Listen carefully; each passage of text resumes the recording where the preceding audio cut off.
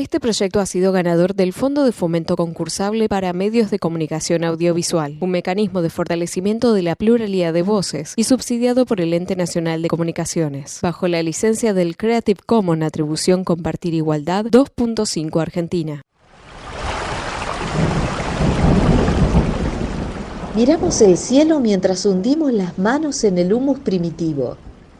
Solo de esta manera es posible una alimentación verdaderamente humana. Con la soberanía en la boca. Una producción de la Asociación Cultural Relatos del Viento y la Asociación Civil Cumanta Huasi. Mirado estadísticamente, las familias rurales van restando peso en la balanza. No paran de descampesinizarse, de modernizarse, de buscar ciegamente y al fin las bonanzas citadinas.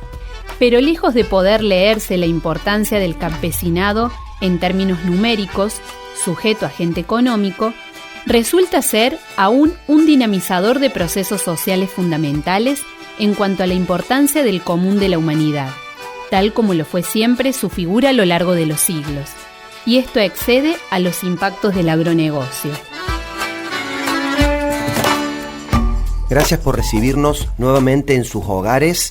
Hoy el quinto micro de Con la soberanía en la boca. Nos recibe hoy esa enorme ciudad Puerto Puerta que mira hacia Europa. Parte 1.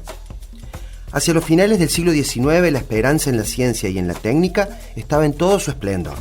El hombre europeo, o quienes creían serlo, acababan de conquistar y diseñar el mundo. Su sistema económico, el capitalismo, finalmente ponía el pie en todas las geografías, sometiendo a muchas formas que parecían atrasadas.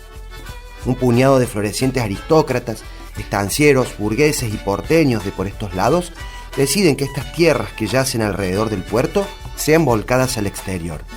El famoso granero del mundo encuentra su cuna en millones de hectáreas que serán succionadas poco a poco. Los generosos hijos entregados al exterior beben de una madre cada vez más famélica. En el informe sobre el estado de la clase obrera, escrito en los comienzos del siglo XX por Vialet Macé, el migrante español dice que el capitalista extranjero ha mirado al país solo como campo de explotación pasajera y usuraria. 2 kilotes 14 de tomates. Estos están 35. Con la soberanía en la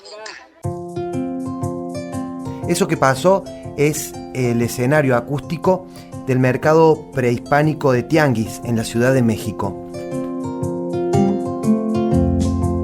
Sigue Vialet Macé. El obrero criollo ha sido menospreciado, visto como incapaz. Sin embargo, dice el intelectual, y a pesar de cobrar muy poco, es sobrio, inteligente, fiel, fuerte, resistente, y se adapta al medio como nadie más podría. Es que el paisano, el criollo o el originario subsistían desde formas económicas propias hasta lo inconsciente, saberes recibidos por legado antes que por aprendizajes explícitos. Eran las maneras lógicas para ser parte del entramado biológico específico que se habitaba. Una suerte de acomodaciones prácticas sustentadas en una fuerte comprensión de las condiciones vitales. El resto de la historia es conocida, a veces poco a poco, otras con los saltos impresionantes que permitieron la técnica o las expulsiones de la gente de sus lugares. Muchos campesinos y campesinas irán migrando desde los diferentes interiores hacia las ciudades. Eso es lo que hará que se formen muchas villas miserias. Vaya paradoja, uno de los primeros asentamientos se llamaría Villa Esperanza. Por otra parte, esas migraciones de los años 60 daría lugar a esto que llamamos folclore. Hoy por hoy, da lugar a que muchos jóvenes migren desde el norte para ser policías o guardiacárceles, entre muchas otras situaciones que podríamos mencionar. Escucharemos, en voz de Víctor Jara, a Desalambrar. Yo pregunto a los presentes si no se han puesto a pensar que esta tierra es de nosotros y no del que tenga más. Yo pregunto si en la tierra nunca habrá pensado usted que si las manos son nuestras, es nuestro lo que nos dé. A desalambrar, que la tierra es nuestra, es tuya y de aquel, de Pedro y María, de Juan y José.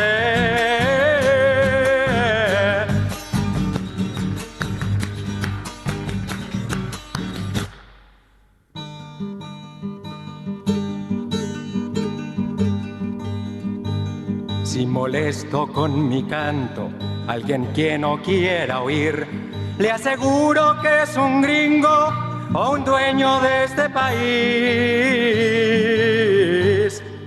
A desalambrar, que la tierra es nuestra, es tuya y de aquel, de Pedro y María, de Juan y José. A desalambrar, que la tierra es nuestra, es tuya y de aquel, de Pedro y María, de Juan y José. Recibimos ahora a Claudio Sarmiento, ingeniero agrónomo, para hablarnos de algunas de las consecuencias del modelo agroexportador. ¿Cómo funciona? Bueno, nuestros campos, que antes eran sistemas mucho más complejos de lo que son ahora, se han simplificado en cuanto a las tareas, sobre todo en los campos agrícolas. ¿Sí? Eso ha permitido que, por ejemplo, muchos productores vayan a vivir a la ciudad. Ya no es necesario en muchos casos vivir en el campo, sobre todo los campos que hacen solamente agricultura, ¿no? Y también el agronegocio ha ofrecido una serie de tecnologías que tienen que ver parte con las tecnologías mecánicas, con las herramientas que se usan y sobre todo parte con los insumos derivados de la industria química. Y ahí creo que está uno de los principales problemas, porque gradualmente se ha ido aumentando la cantidad de insumos químicos que se necesita hasta llegar a ser el país por lejos, el país que más usa agroquímico por cantidad de habitantes. Se estima que estamos cerca de los 12 litros por año por habitante de agroquímicos, mientras que por ejemplo Estados Unidos está en 1,5. Creer que en el campo no hay trabajo responde a una idea de actividad colonizada por la búsqueda de dinero y su acumulación, características del capitalismo. Las presencias del campesinado van a contramano de esta idea.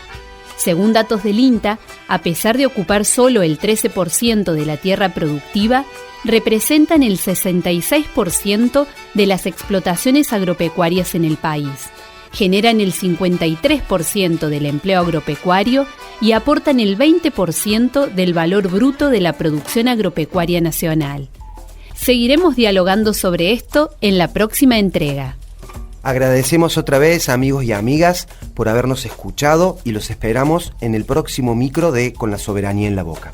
Producción general, Pablo Rosalía y Patricia Rionda. De la Asociación Cultural Relatos del Viento. Locución y textos, Emiliano Bertoglio. Acompañado en voz por Virginia Bonato. De la Asociación Civil Cumantahuasi. Controles y edición, Germán Acevedo. Con la Soberanía en la Boca. Una producción de la Asociación Cultural Relatos del Viento y la Asociación Civil Cumantahuasi. Este proyecto ha sido ganador del Fondo de Fomento Concursable para Medios de Comunicación Audiovisual, un mecanismo de fortalecimiento de la pluralidad de voces y subsidiado por el Ente Nacional de Comunicaciones, bajo la licencia del Creative Commons Atribución Compartir Igualdad 2.5 Argentina.